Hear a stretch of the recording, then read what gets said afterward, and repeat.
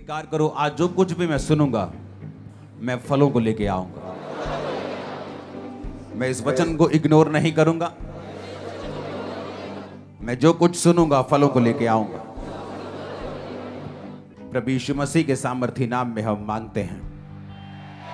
एक बार आज के दिन के लिए खुदावंद की जितनी तारीफ कर सकते हो कर दो। बाइबल कहती प्रभु यीशु मसीह ने अपने चेलों के पांवों को धोया और यीशु मसीह ने कहा मनुष्य का पुत्र सेवा करवाने के लिए नहीं बल्कि करने के लिए आया है। और अगर आपको यह बात मालूम हो कि अगर आपको अपनी लाइफ में जीतना है, क्योंकि परमेश्वर ने आपको जीतने के लिए बुलाया है।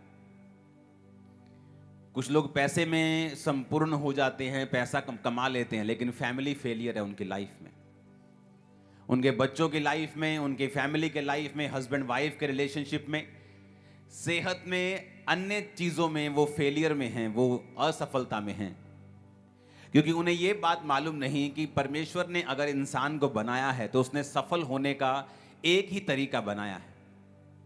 जीसस क्राइस्ट इसीलिए अपने चेलों को ये बार बार मैसेज दे रहे थे कि तुम सेवा करवाने के लिए नहीं करने के लिए आए हो, क्योंकि परमेश्वर उनको ये बता रहे थे कि जो सफलता परमेश्वर यहोवा ने तुम्हारे लिए चुनी और रखी है वो सिर्फ तुम परमेश्वर के तरीकों से ही ले सकते हो। आपको साउंड समझ आ रहा है सबको? तो जब आप आज का वचन सुनेंगे आपको यह मालूम होगा कि जीसस क्राइस्ट ने हमारे लिए एक एग्जाम्पल सेट किया है। उसने हमें एक ऐसा एग्जाम्पल दिया है जिसे फॉलो करके हम अपनी लाइफ के हर एक पहलू में, कि ऐसा नहीं हम एक जगह पे सफल होंगे और दो जगह के ऊपर असफल होंगे और ये कहते फिरेंगे कि जिंदगी जो है वो एक संघर्ष है। इसलिए मैं कहता हूं कि आप में से एक भी जन ऐसा नहीं होगा जो ये अपनी पत्नी को बोले कि आओ 2 बच्चे पैदा करते हैं कि वो जब बड़े हो जाए तो खूब संघर्ष करें, खूब हॉस्पिटलों में घूमें, बीमार रहें, खूब सा संघर्ष करें, खूब सी बीमारियों को फेस करें। अगर हम ऐसा नहीं कहते और हम अपने बच्चों को, बाइबल कहती बुरे होकर भी अच्छी वस्तुएं देना जानते हैं, तो परमेश्वर भी अपने बच्चों को संघर्ष करने के लिए पैदा नहीं करता। लेकिन बाइबल कहती हमने परमेश्वर के रास्तों को छोड़ा है, हमने परमेश्वर के रास्तों से हम अलग हुए हैं, जिसके कारण हमारी लाइफ में संघर्ष है, हमारी लाइफ में फेलियर है। भजन संहिता 110 उसकी 1 और 2 आयत को आज हम पढ़ेंगे। उसमें लिखा है, मेरे प्रभु की यहोवा की वाणी ये है कि तू मेरे दाहिने बैठ जब तक कि मैं तेरे शत्रुओं को तेरे चरणों की चौकी ना कर दूं। The Lord said unto my Lord, sit thou at my right hand until I make thine enemies thy footstool।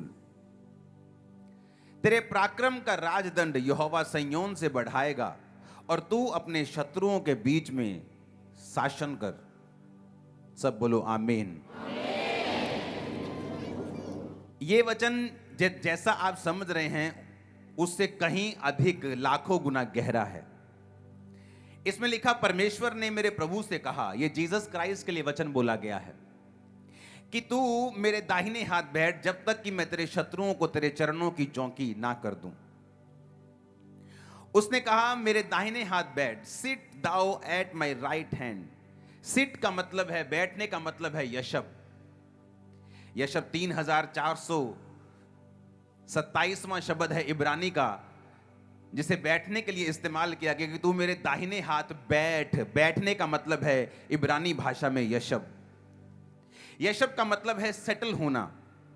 यशब का मतलब है कि परमेश्वर के दाहिने हाथ पे सेटल हो जाना, अपने आप को ठहरा लेना, अपने आप को वहां सेटल कर लेना।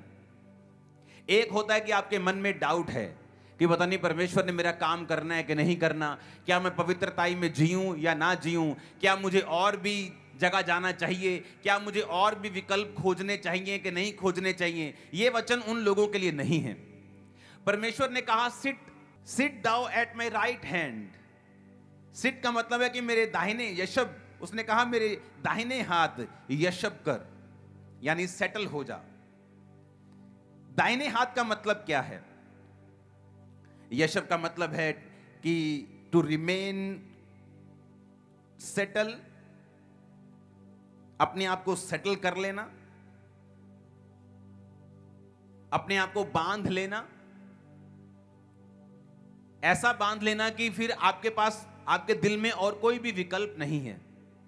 आप ये नहीं सोच रहे हो कि अगर परमेश्वर काम नहीं करेगा तो मेरे पास ये एक ऑप्शन है, अगर परमेश्वर ऐसा नहीं करेगा तो मैं यहां चला जाऊंगा। ये उन लोगों के लिए वचन नहीं है। इसीलिए आप ये नोटिस करते हैं कि क्रिश्चियनिटी में हर एक व्यक्ति जीत की गवाही के साथ खड़ा नहीं होता, हर एक पास्टर भी ऐसी गवाहियों के साथ खड़ा नहीं होता, क्योंकि ये एक चुनाव है। ये चुनाव है आपका कि आप परमेश्वर के वचन के ऊपर उस तरह से खड़े रहेंगे जिस तरह प्रभु यीशु मसीह खड़े रहे थे। प्रभु यीशु मसीह को कहा गया था कि मैं तुम्हें भेजता हूं, तो प्रभु यीशु मसीह ने कहा जिस तरह पिता मुझे भेजता है मैं तुम्हें भेजता हूं। यानी जो कोई वचन परमेश्वर यीशु मसीह के लिए लिखा गया है वो वचन आपके लिए भी लागू होता है, क्योंकि वचन कहता है कि जिस तरह पिता ने प्रभु यीशु मसीह को भेजा उसी तरह से आपको परमेश्वर जीसस क्राइस्ट ने, यीशु ने भेजा हुआ है। कितने मेरी बात को समझ रहे हैं? तो जो वचन परमेश्वर यीशु मसीह के लिए लिखा गया है वो वचन आपके ऊपर भी लागू होता है, क्योंकि वचन कहता है कि हम जब जीसस क्राइस्ट के लहू के ऊपर विश्वास कर लेते हैं तो हम उसके संगी वारिस हैं। संगी वारिस होने का मतलब होता है कि एक प्रॉपर्टी है, उसके दो वारिस हैं, 50-50%।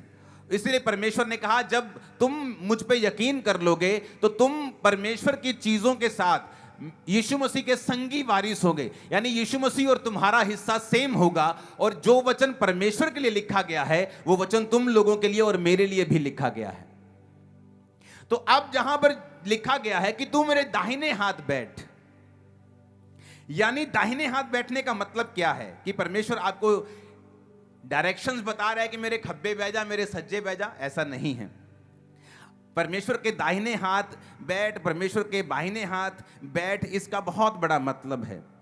जब आप वचन में पढ़ते हैं तो प्रभु यीशु मसीह ने दाहिने और बाहिने का मतलब समझाया है। परमेश्वर ने अपने चेलों से कहा अंत के दिनों में मैं भेड़ों और बकरियों को अलग अलग कर दूंगा। मैं अपने बाई तरफ के लोगों को, यानी मैं बकरियों को, बाई तरफ के लोग वो हैं, कहते ना पुट्ठे हाथ। केड़ा पुट्ठा हाथ? पुट्ठा हाथ केड़ा है? भैनों ਨੂੰ ज्यादा पता होना जो लड़दियों की तुरे पुट्ठे हाथ दी चपेट मारो। हाँ तो पुट्ठा हाथ केड़ा है? खब्बा। हाँ इन्हू पुट्ठा क्यों कहते? परमेश्वर ने कहा जो पुट्ठे लोग होंगे, जो गलत लोग होंगे, जो शिक्षाओं पर नहीं चले, वचन को मानकर भी व्यभिचार किया, वचन को मान के भी चोरी की है, वचन को मान के भी वो परमेश्वर के वचनों के ऊपर जिन्होंने मन नहीं लगाया, मैं उन बकरियों से जो लेफ्ट हैंड साइड होंगी बोलूंगा कि जाओ और उस नरक के लिए जो तुम्हारे लिए तैयार किया गया, और अपनी भेड़ों को जो दाहिने हाथ बैठी होंगी, मैं उन दाहिने हाथ वाले लोगों से कहूंगा जाओ उस स्वर्ग के लिए जो तुम्हारे लिए तैयार किया गया है। बाहिने दाहिने का मतलब ये नहीं कि आप चर्च में अगर बाहिने हाथ बैठे हैं आप गलत हैं, नहीं, ये मतलब नहीं है। जब परमेश्वर बाहिने और दाहिने की बात करता है तो परमेश्वर ये बात कर रहा है कि दाहिने हाथ बैठने का मतलब है कि आप परमेश्वर के राइट हैंड में हैं, यानी जो कुछ परमेश्वर के वचन में लिखा है आप उसको पूरा करने के लिए तैयार हैं, चाहे आप उसमें आपको दुखी होना पड़े, चाहे आपको नुकसान सहना पड़े, चाहे आपको सताव सहना पड़े, चाहे आपको कोई भी चीज सहनी पड़े, चाहे आपको परिवार छोड़ना पड़े, चाहे आपको किसी भी तरह का कोई भी सताव सहना पड़े, लेकिन आप परमेश्वर के दाहिने हाथ को कभी भी छोड़ेंगे नहीं। उसने कहा मेरे दाहिने हाथ, यानी जो मैं तुझसे कह रहा हूं उस राइट जगह के ऊपर तू बैठ जा, यशब कर। यशब का मतलब है to tarry, to remain, settle होना, यानी जो कुछ परमेश्वर के वचन में लिखा है कि सही है वहां सेटल हो जाना, वहां पर खड़े हो जाना, वहां पर शादी कर लेना, आप बोल सकते हो, वहां पे सेट हो जाना कि अब मैं, लोग बोलते नहीं जी मैं तो अब कनाडा सेट हो गया, मैं तो इंडिया के बारे में सोच भी नहीं सकता हूं, मैं तो फॉरेन चला गया, मैं तो यहां आता हूं मेरे को मिट्टी फील होती, लोग ऐसा बोलते हैं। मैं तो यहाँ की गर्मी अब फील नहीं कर सकता है, यहाँ की गर्मी मुझे सहन नहीं होती, लोग ऐसा बोलते हैं, मैं वहां सेटल हो गया हूं। तो परमेश्वर ने कहा मेरे दाहिने हाथ अगर तू सेटल हो जाए, क्यों सेटल हो जाए? जब तक मैं तेरे शत्रुओं को तेरे चरणों की चौकी ना कर दूं। वो शत्रु आपकी बीमारी हो सकता है, वो शत्रु वो श्राप हो सकता है जो पीढ़ियों दर पीढ़ी आपका पीछा करता है। आपकी नानी आपके नाना के साथ लड़ती रही, कभी डाइवोर्स हो गया, कभी डाइवोर्स होने तक बात हो गई। आपकी मम्मी की लाइफ में ये कर्स रहा। अब बेटी बहुत सुंदर है, पढ़ी लिखी है, पर उसकी लाइफ में सेम कर्स फॉलो कर रहा है। वो भी एक शत्रु है, बीमारी एक शत्रु है, डर एक शत्रु है। परमेश्वर ने कहा अगर तू मेरे दाहिने हाथ सेटल हो जाएगा, सेटल होने का मतलब कि तू सोचेगा नहीं, तेरे दिमाग में दो चित्ता नहीं तू होगा कि मैं बैठूं, मैं पवित्रताई में चलूं या मैं अपने हिसाब से। अगर ऐसा दिमाग तेरा नहीं है, तू सेटल हो चुका है कि मैं बपतिस्मा लूं कि ना लूं, अभी मैं देख लेता हूं, अभी देखता हूं कि परमेश्वर क्या करता है, अब मैं कुछ और सुन लेता हूं। परमेश्वर ने कहा ऐसे लोग नहीं जो सेटल हो चुके हैं, उन्होंने अपने आप को सेटल कर लिया कि मैं परमेश्वर के दाहिने हाथ पे यशब यानी जो कुर्सी विश्वासी की परमेश्वर मुझे सौंपेगा, अब मैं उसे छोड़ूंगा नहीं। परमेश्वर ने कहा अगर तेरा विचार ऐसा बन चुका है तो तू मेरे दाहिने हाथ बैठ, जब तक मैं तेरे शत्रुओं को तेरे चरणों की चौकी ना कर दूं। तुम्हारी बीमारी तुम्हारे पांव के नीचे होगी, तुम्हारा डर तुम्हारे पांव के, और वो उसका सही प्लेस है, और वही उसका सही प्लेस है। मैंने कहा जब तक राजा यहोवा के अधीन रहते थे, उनके शत्रु उनके पांव के नीचे रहते थे। जब वो यहोवा से मुख फेर लेते थे और व्यभिचार में और अपने अलग अलग देवताओं की उपासना में चले जाते थे, तो वचन कहता है कि शत्रुओं का जो पैर था वो उनके सिरों के ऊपर आता था, जबकि शत्रुओं का के सिर के ऊपर उनका पैर होना चाहिए था। क्यों? क्योंकि वचन पूरा होता है। जब आप भजन संहिता 106 और उसकी 41 आयत में पढ़ते हैं, तब लिखा, तब उसने उनको अन्य जातियों के वश में कर दिया और उनके बैरियों ने उन पर प्रभुता की, उनके शत्रुओं ने उन पर अंधेर किया और वे उनके हाथ तले दब गए। ये तब की बात है जब इजरायली परमेश्वर के विरुद्ध हो गए, तो बाइबल कहती परमेश्वर ने उन्हें अन्य जातियों के वश में कर दिया। जबकि वचन ये कहता है, परमेश्वर ने कहा था कि मैं तुम्हें सब जातियों में से श्रेष्ठ बनाऊंगा। आप जानते हैं परमेश्वर बदला नहीं, वो कहता मैं युगानुयुग एक सा रहने वाला परमेश्वर हूं। क्यों परमेश्वर कहता है कि मैं मैंने तुम निकम्मे को, मैंने तुम्हें निर्बल को क्यों चुन लिया? ताकि तुम्हें एक एग्जाम्पल बना सकूं, और जो अपने आप को मजबूत समझते हैं तुम्हें इतना मजबूत कर सकूं कि वो भी लज्जित हो जाएं कि परमेश्वर ने कमजोर को चुन के हमारे सिर के ऊपर बिठा दिया है। आज भी उसकी यही योजना है। कुरिन्थियों में यही कहता है, वो कहता क्या तुम नहीं जानते परमेश्वर ने जगत के निर्बलों को चुन लिया? क्या तुम नहीं जानते परमेश्वर ने जगत के तुच्छों को चुन लिया? लेकिन तुच्छ, एक निर्बल, एक कमजोर करे क्या? वो परमेश्वर के दाहिने हाथ बैठे ताकि परमेश्वर उसको मजबूत कर सके। क्योंकि जो बाहिने हाथ बैठे हैं, परमेश्वर उनको मजबूत नहीं कर सकता, क्योंकि वो उनके शत्रुओं को उनके चरणों की चौकी नहीं करेगा। वो दाहिने हाथ कहता मेरे बैठ, राइट स्टैंडिंग कर, मेरे साथ सही चल, तो मैं तेरे शत्रुओं को तेरे चरणों की चौकी कर दूंगा। आज गरीबी क्यों आपके चरणों के नीचे नहीं है? आज क्यों आप चाहते हुए भी गरीबी से बाहर नहीं आ पाते? क्यों? क्योंकि आप परमेश्वर के हाथ राइट स्टैंडिंग में नहीं हैं। आज लोग टाइथ पे नहीं करते, आज लोग प्रार्थना में नहीं हैं, आज लोग परमेश्वर के वचन से दूर हैं। बड़ी मीटिंग में चर्च चले जाएंगे, उसके बाद ऑनलाइन अटेंड करेंगे। ऐसा नहीं होना चाहिए। आपको राइट स्टैंडिंग में, राइट दाहिने हाथ बैठना है, जब तक कहता मैं तेरे शत्रुओं को तेरे पैरों की चौकी ना कर दूं। जबकि वचन कहता है कि मैं तुम्हें अन्य जातियों में से श्रेष्ठ करूंगा, सब जातियों में मैं तुम्हें सिर बनाऊंगा, मैं तुम्हें पूंछ नहीं ठहराऊंगा। तो वचन यहां पे कहता है कि उन्हें अन्य जातियों के परमेश्वर ने उन्हें वश में कर दिया, उनके बैरियों ने उन पे प्रभुता की, शत्रुओं ने अंधेर किया, वे उसके हाथ के नीचे दब गए। आज कितने क्रिश्चियन जो बीमारी के हाथ के नीचे दबे हुए हैं, गरीबी के श्राप के नीचे दबे हुए हैं। कुछ करने की जरूरत नहीं है। बाइबल कहती है ना बल से ना शक्ति से, बल्कि उसकी आत्मा के द्वारा। आपको सिर्फ तौबा करने की जरूरत है। परमेश्वर आज से मैं राइट स्टैंडिंग में तेरे दाहिने हाथ यशब करता हूं, बैठता हूं, सेटल करता हूं। मार, रख, जिला ले, मार दे, दुखी कर दे, कुछ भी कर दे, आज से तू मेरा परमेश्वर है। चंगा कर ना कर, आजाद कर ना कर, आज से तेरे अलावा मेरा और कोई परमेश्वर नहीं। देखो क्या होता है, देखो 3 साल में क्या होता है, देखो 7 साल में क्या होता है, देखो 15 साल में कैसे सिचुएशंस आपकी पूरी फैमिली की, जनरेशन की वो चेंज करके रख देता है। पहले हफ्ते में वो आपको चिन्ह दिखाना शुरू कर देता है, आपको बनाना फिर शुरू करता है। साल दर साल आप ऊपर की ओर जाते हैं। शत्रुओं को पांव की वो चौकी करता है। जैसे मैं आपके शत्रुओं को आपके पांव की चौकी बनता हुआ देख रहा हूं। आमीन। मेरे को खड़कने वाला चाहिए शैतान के कानों के बीच में।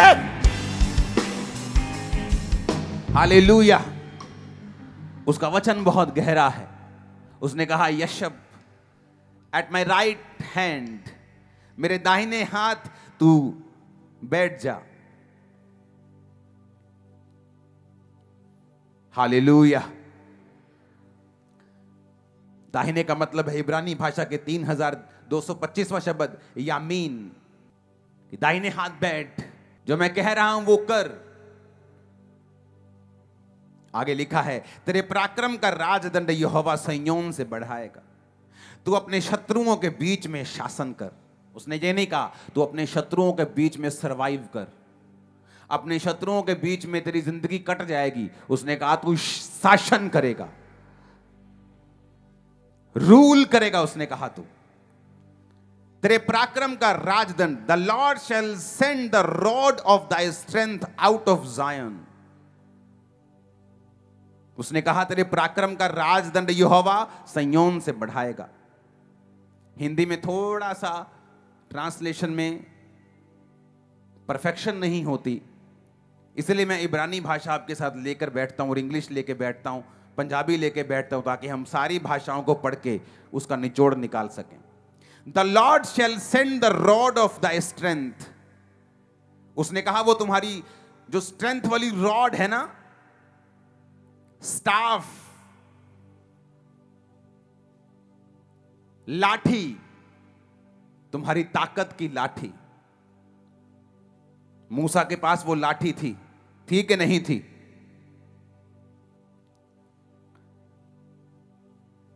स्ट्रेंथ का मतलब मैजेस्टी भी होता है इब्रानी भाषा में,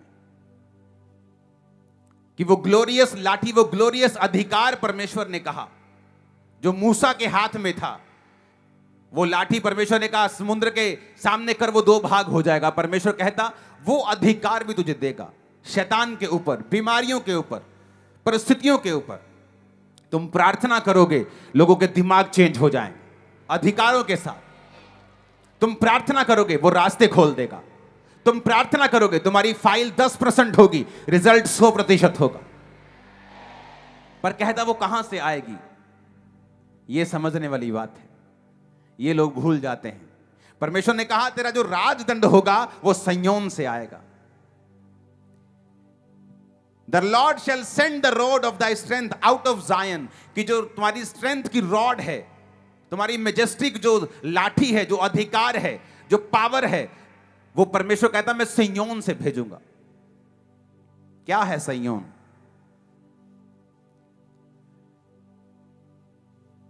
सिय्योन एक जगह का नाम है जो यरूशलेम में है। तो क्या परमेश्वर उस यरूशलेम के पहाड़ की बात कर रहा है? नहीं, बाइबल में हर एक चीज का एक आत्मिक मतलब है। उस फोटो को देखें आपकी स्क्रीन के ऊपर, जहां पर जायन का मतलब मैंने एक निकाल के आपके लिए रखा है। देखा, the name Zion is often used to describe a place appointed by the Lord where his followers can live and serve God. शारीरिक रीति में कहता है कि जो सिय्योन जगह है वो तो यरूशलेम में है, शारीरिक रूप में एक पहाड़ के ऊपर है। लेकिन परमेश्वर यहां पर आपको कह रहा है कि मैं तेरा जो रॉड है, तेरी अधिकारों की जो लाठी है, मैं तुम्हें सिय्योन से भेजूंगा। तो वो उस पहाड़ की बात नहीं कर रहा है, वो एक आत्मिक क्षेत्र की बात कर रहा है, जो ये एक वचन कहता है कि सिय्योन एक ऐसा प्लेस है जो परमेश्वर ने ठहराया है, जहां पर उसके फॉलोअर्स रहते हैं और सर्व गॉड, वो उसकी सेवा करते हैं। कि सिय्योन को परमेश्वर ने पवित्रताई का नगर और शरण नगर भी बोला है। तो सिय्योन का मतलब यह है एक ऐसा स्थान जहां पर एक विश्वासी रहता है, एक ऐसा स्थान जहां पर वो परमेश्वर की सेवा करता है। ये एक आत्मिक क्षेत्र है, एक आत्मिक सिय्योन की परमेश्वर बात कर रहा है। जब आप फैसला करते हैं कि आज से मैं परमेश्वर के दाहिने हाथ बैठूंगा, या तो आप बाहिने हाथ बैठेंगे या दाहिने बैठेंगे, बीच में नहीं बैठ सकते, बीच में परमेश्वर है। या तो आप शैतान की ओर हैं या तो आप परमेश्वर की ओर हैं, या तो गलत है या सही है, न्यूट्रल नहीं हो सकते तुम। या तो तुम शैतान की सेवा कर रहे हो तो या परमेश्वर की कर रहे हो, या तो शैतान की बात मान रहे हो या परमेश्वर की मान रहे हो, तुम बीच में नहीं हो, बीच में परमेश्वर है। या तो इधर हो या इधर हो। तो परमेश्वर ने क्या कहा? परमेश्वर ने कहा अगर तुम दाहिने हाथ बैठे हो, अगर तुम राइट स्टैंडिंग में हो, तुम वही कर रहे हो जो मैं तुम्हें कह रहा हूं, और तुम दाहिने हाथ में सेटल हो चुके हो। ये नहीं कि तुम टेम्परेरी वहां पे आए और देख रहे हो, मन तुम्हारा अभी भी विचलित है, मैं प्रेयर करूं कि ना करूं, मैं पवित्रताई में चलूं कि ना चलूं, मैं यहोवा के वचन पे चलूं ना चलूं, मेरा एमएलए क्या कहेगा, मेरा सरपंच क्या कहेगा, मेरी भुआ क्या कहेगी। अगर आप सेटल नहीं हुए उस जगह के ऊपर, तो ये वचन फिर आपके लिए नहीं है। परमेश्वर ने कहा जो दाहिने हाथ सेटल हो चुके हैं, मन बना लिया कि जीऊं मरूं खाऊं पीऊं कैसे भी खुदा रखे, मैं यहीं अब सेटल हो चुका हूं, मैं उसके वचन को पूरा करना नहीं छोड़ूंगा, कोई मेरी तलवार भी रख देगा तो मैं फिर परमेश्वर का ही हूं। अगर तुम इस तरह के बन चुके हो, तो परमेश्वर ने कहा वो तुम्हारे शत्रुओं को क्या करेगा, तुम्हारे पांवों की चौकी कर देगा। और सेकंड कहा, फिर जब तुम राइट जगह पे आ जाओगे, अपने आप को सेटल कर लोगे, फिर क्या होगा। फिर कहता कि जब तुम एक जगह सेटल, आत्मा में सेटल हो जाते हो, जैसे मैं आत्मा में अगर सेटल हो गया, मैंने अपना मन बना लिया कि मैं पवित्रताई में, मैं प्रार्थना में चलूंगा, मैं फास्टिंग करूंगा, मैं डरूंगा नहीं, मैं घबराऊंगा नहीं। 2007-6 में बहुत विरोध होता था, रिश्तेदारों के द्वारा हर बंदा विरोध करता था। तो क्या फैसला किया कि नहीं, मैं खुदा के साथ राइट स्टैंडिंग छोड़ूंगा नहीं, मैं खुदा के साथ ही रहना छोड़ूंगा नहीं, मैं उसी के साथ साथ रहूंगा, मैं परमेश्वर के साथ ही खड़ा रहूंगा। आप नहीं जानते, एक विश्वासी को बड़ी अजीब परिस्थितियों को सामना करना पड़ता है। 2007 में जब ये मैंने सेवा स्टार्ट करनी थी, तो बहुत से पास्टर्स मेरे खिलाफ थे। उन्होंने एक कमेटी बिठाई कि इसको बुलाओ और इसको एम्बैरेस करने के लिए। जब मुझे बुलाया गया वहां पे, तो उन्होंने कहा आओ जी आपसे बात करनी है। तो मुझे इस तरह से लिया जाता जैसे मैं कोई गुनाहगार होता हूं। तो मैं मन में सोचता कि जब मैं गुनाहगार था, जब मैं ईसाइयों का विरोध करता था, शराब पीता था, पाप करता था, तब तो मैं लोगों के लिए अच्छा था। अब जब मैं पाप छोड़ के बपतिस्मा ले लिया, नशे छोड़ दिए, और मैं सेवा कर रहा हूं, बिना किसी लालच के कर रहा हूं, कोई गलत काम नहीं, कोई व्यभिचार नहीं, 6-6, 8-8 घंटे मेरी प्रार्थना होती थी। तो ये क्या नॉनसेंस है कि आज हो जी तुमसे बात करनी। तो मैं बड़ा कई बार खिंचता भी था स्पिरिट में, लेकिन वचन पूरा होता है। तो मुझे बुलाया गया, वहां पे सब लोग इकट्ठे थे, जो दोष लगाने वाला था या लगाने वाली थी वो भी वहां पे थी। तो उन्होंने कहा ठीक है जी, आप अपनी अपनी बात दोनों बताओ क्या चीज है। तो मैं अपनी टीम 2-4 लोगों को लेके गया था। मैंने कहा तुम मेरे लिए प्रार्थना करना, और सारी रात मैं प्रार्थना करके गया। आप इमेजिन करो परमेश्वर का वचन कैसे पूरा हुआ। जब उस बंदे को बोला गया, या औरत जो भी वो था, वो बोला गया कि चल खड़ा होके अपने दोष बता, क्या तू चाहता है। आप इमेजिन करना, वो इतना चालाक इंसान है। मैंने इस धरती के ऊपर बहुत कम लोग इतने शारीरिक रूप से चालाक देखे हैं।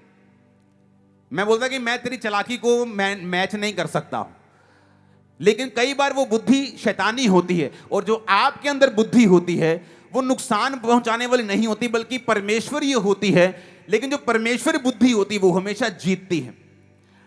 जब वो बंदा शख्स खड़ा हुआ और उसने जब बोलना शुरू किया, वो ब्लैंक हो गया, जैसे किसी के दिमाग से कोई जैसे पेज नहीं हटा लेता, वो पेज ही हट गया उसका। उसको मालूम ही नहीं कि बोलना क्या है।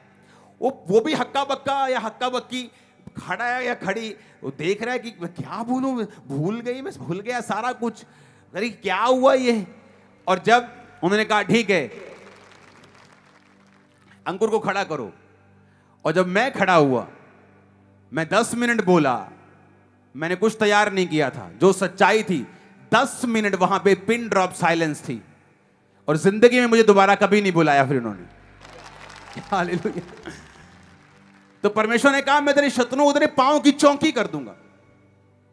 ये तब होगा अगर आप राइट स्टैंडिंग में हैं। ऐसा नहीं हो सकता कि एक तरफ से आपकी जिंदगी में कमियां हैं, पाप हैं, और दूसरी तरफ से आप कहें परमेश्वर मेरे शत्रुओं को मेरे पांव की चौकी करे। परमेश्वर ने कहा तेरी जो स्ट्रेंथ है ना, तेरी जो रॉड है, स्ट्रेंथ जो है, वो संयोन से, यानी उस जगह से निकलेगी जब तू सेटल हो चुका होगा और सर्व कर रहा होगा, सेवा कर रहा होगा। क्या कर रहा होगा?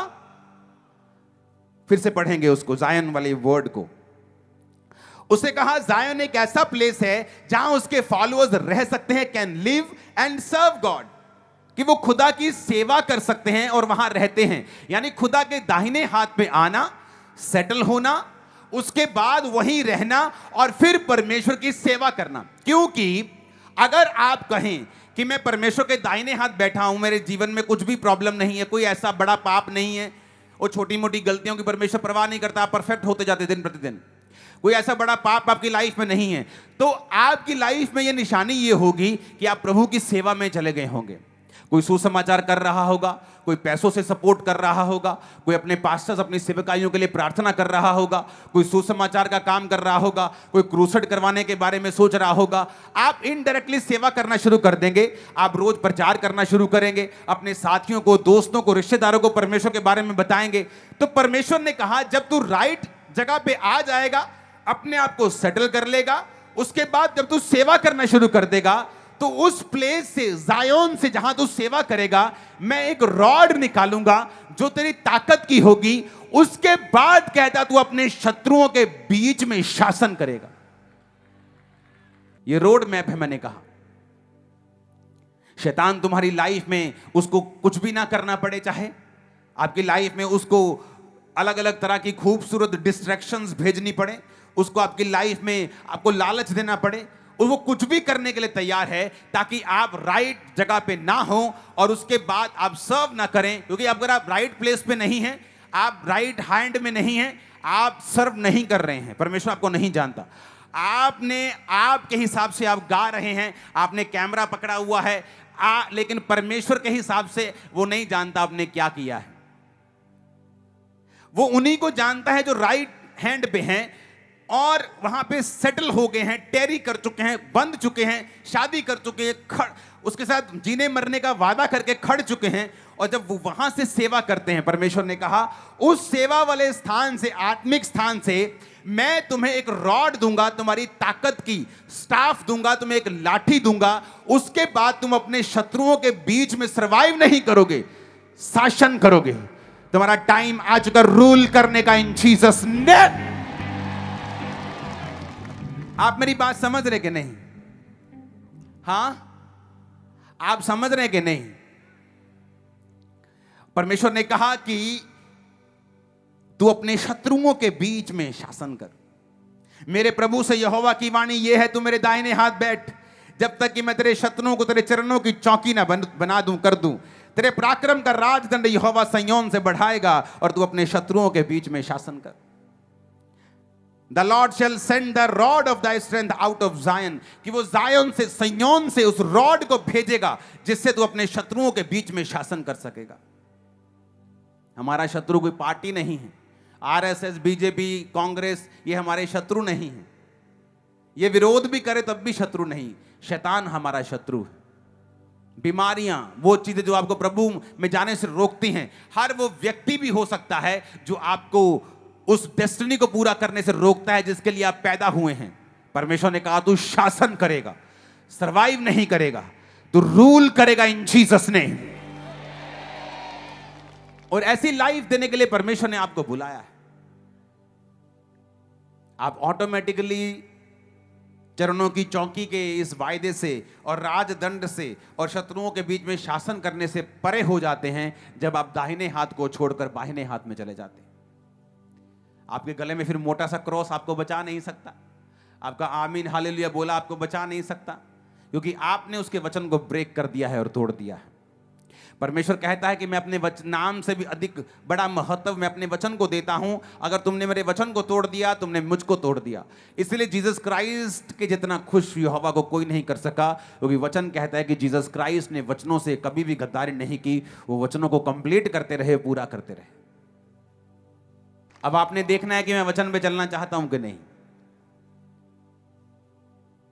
बाइबल स्टडी करें, रोज वचन को सुने, वचन को पढ़ें, उसकी प्रेजेंस में बने रहें, क्योंकि ये आपकी हेल्प करेगी पापों से बाहर आने के लिए। गलती करने के बाद खुदा की प्रेजेंस छोड़ देने से आप ओवरकम नहीं कर पाएंगे। अगर आप कमजोरी में भी हैं, आत्मिक किसी तरह की दुविधा में भी हैं, उसकी प्रेजेंस में बने रहें, पवित्र आत्मा आपको छुड़ा लेगा।